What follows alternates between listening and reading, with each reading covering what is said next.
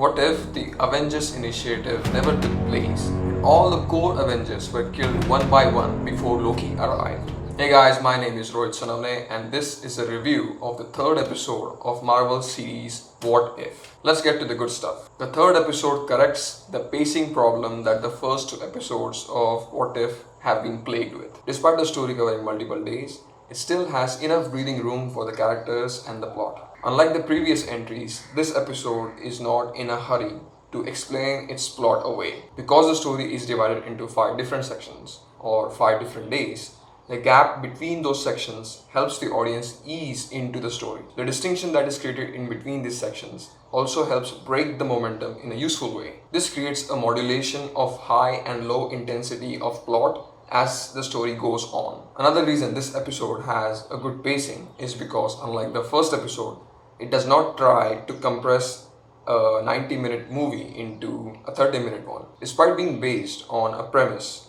that exists already in the MCU, it tells its own story. It is thus not constrained by any restriction that a past MCU project imposes on it. One of the best things I liked about this episode was its structure. As I said, the story is divided into 5 distinct parts.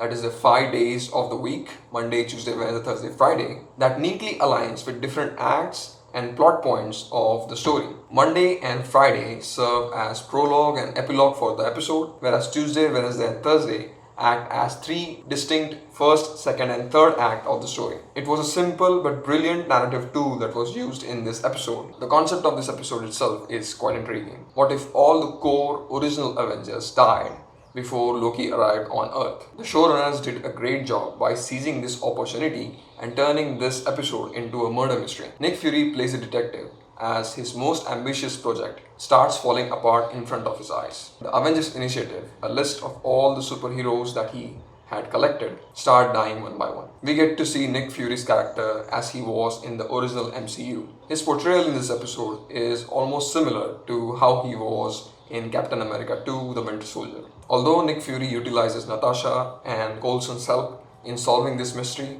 it is front and center Nick Fury's show. The show carefully leads us on this journey of murder mystery and makes us invested in finding who really killed all those Avengers. The audience participation is accentuated by the fact that we already know the world of MCU. We actively try to guess who the killer can be based on all the movies that tell the stories that precedes Avengers 1.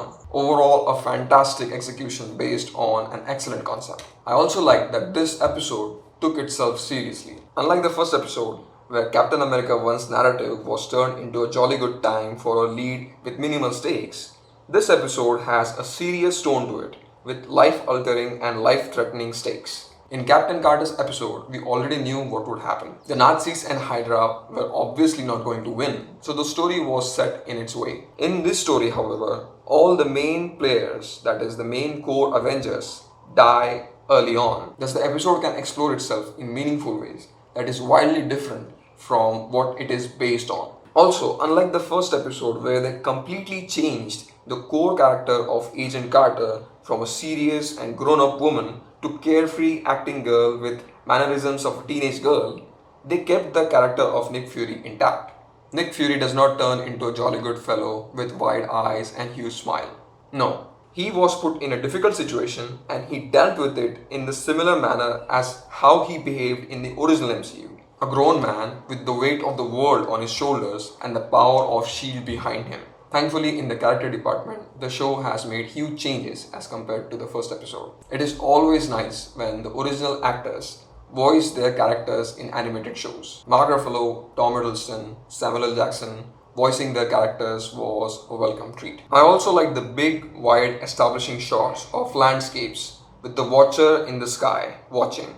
It gave the show an eerie feeling of belonging to a world with strange possibilities. One complaint though I have about this show is its animation style. It fails to deliver on creating expressive emotions. This was most visible when Natasha gets the news over the phone that Barton died. There was no emotion that could be shown on Natasha's face. They tried to hide her eyes from the frame by obscuring it under the dark sunglasses. So that was my video on the third episode of What If. If you like this video, give it a thumbs up and I'll see you in the next one. Bye.